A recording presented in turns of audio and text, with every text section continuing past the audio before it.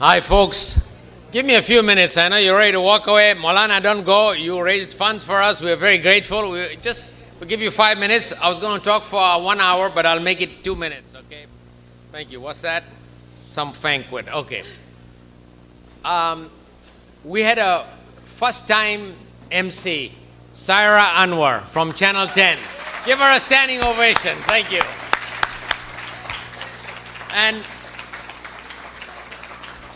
And we heard a man who's got a legacy, really. 50 years of service to the civil liberties of America. But I want you to learn, because that's what your faith teaches. Learn. You know, Prophet Muhammad said in those days, go to China for knowledge. You know, he was terrible to get to China. But now you've got mentors like him. I want you to follow what he did and follow his footsteps. And Howard, you're a South Floridian. You're not going anywhere. You're going to be with us. I know you for 20 years, but I want to know you for 20 years more. Okay? Now, I want to introduce somebody. Okay, Azim. Azim, I know big people get together, but I want to introduce the other lady behind you. Okay, Khalila, stand up. I want you to introduce this lady with a beret. She's the wife of Muhammad Ali. Khalila Camacho Muhammad Ali. Now, she can give you an autographed picture of her and Muhammad Ali. You all know about Muhammad Ali. But I want you to learn something from him. He joined Islam because he wanted to protest the unfair politics of injustice. But he practiced hate. It's only when he went to Mecca, and when he saw people of all color, class, color, creed, he came back a transformed man. And he became an ambassador of inclusiveness, and he portrayed the true Islam, which encompasses everybody as one family.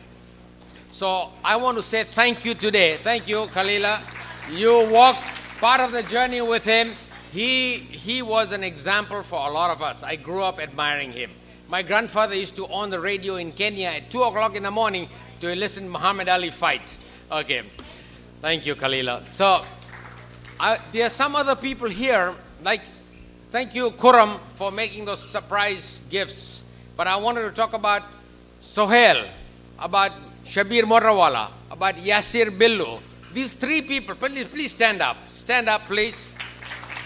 These are the people who put it together. This function was put up by them. I know we have a paid staff, but these are the guys who made it happen, who reached out to you and put a hand in your pocket or forced you to buy a table. But you enjoyed it, didn't you? Thanks to Azim. Where's Azim? Thank you. He was funny, yeah. I like that Agent Orange. Now, I want you to also thank another group of partners, FIU. Where's the FIU table? FIU table. Under Dr. Mark Rosenberg and Skip there with his white beard, you look like a Muslim priest, you know? Yeah. But you know, the FIU team, with all the people in the team, they have been partners with us. They have even formed a Center for Muslim World Studies. This is a premier university, the largest public university in America, has chosen to partner with Islam and Muslims because they know Islam is not a hateful religion. It is a peaceful religion. It's one of the 3 monotheistic religions. And today, we have planted the seeds for South Florida to become the bastion of knowledge emancipation for the rest of the Muslim world. We'll exchange scholars and we'll teach the rest of the Muslim world how it is to be open-minded, fair, and believe in justice and democracy. That's why I want you to all put a hand on your heart and say thank you for being in America. You grew up, I don't know where you grew up, but you have to thank the founding fathers. Many hundreds of years ago, they made a country and a constitution where they even talked about a Mohammedan or a Jew or a Hindu to be inclusive. When at that time, the country was ruled by despots and monarchy, absolute monarchs. They had the vision to make democracy and justice the cornerstone of our democracy. Because of them, countries became just and democratic. Unfortunately, the mood in our country is different. That's why when I was praying behind our Imam, Dr. Samra, he quoted one ayat from the Quran, from chapter 95. verse 5. Inna ma'al usri yusra. After all difficulty comes ease. I love that ayat. So whenever I'm in trouble, I think of it. The Lord promises you, weather the storm, there will be ease afterwards. Inna ma'al yusri yusra. Remember that ayat. Today, Muslims are feeling bad. But Howard told you that people felt bad. I mean, 15,000 years ago or 10,000 years ago, the Indians came here. Then the visitors came from Europe, massacred them, imprisoned them, did all sorts of bad things. They prevailed. The Jews were made the outsiders. The African Americans, 30 million of them were brought here. Half of them perished. The other half who survived were treated in slavery or in bondage. But they also got their day. They were emancipated. The Japanese, he told us, were interned. Japanese American citizens were interned. There was the other. Always there was an other. The Irish, the Germans, or the Italians. They were other. Today, Muslims are the other. We only make 1% of the population.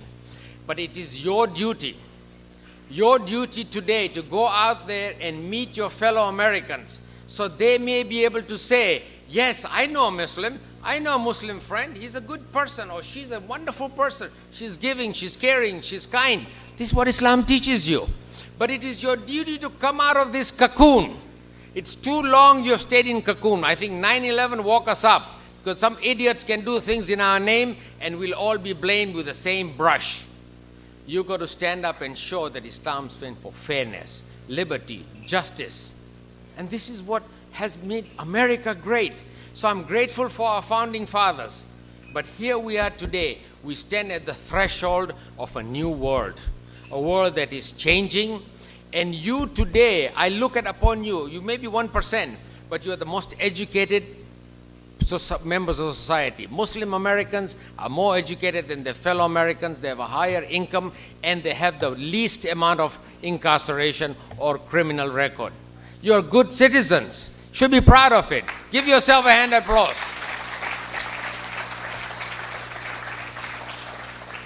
So I'm going to ask you today to make a promise. Help Emgage. Emgage is doing that. What Emgage is doing is relationship. We thank Brother Yasir, who's reading our Emgage pack, who's to tell, we don't want anything from our politicians. I want them to know that we exist, we are contributing members of society, and our opinions matter. So in a democracy, two things matter. Your ability to stand up and speak, and your ability to vote. Up to now, Emgage has been trying to just convince the Muslims, guys, wake up and vote. But you have to go beyond that. You've got to speak. Not speak just for yourselves. You're only 1%. But there's a lot of injustice in our country. There are a lot of things that can be corrected. There are a lot of things that can make our nation a better nation. That is your civic duty. Stand up and speak. Contribute. Get involved. And God willing, this will remain the greatest country in the world. President Trump says, let's make America great again. I think it's one of the greatest countries, but it can continue to remain great with people like you who remind Americans about the way that they founded hundreds of years ago. We are losing that way.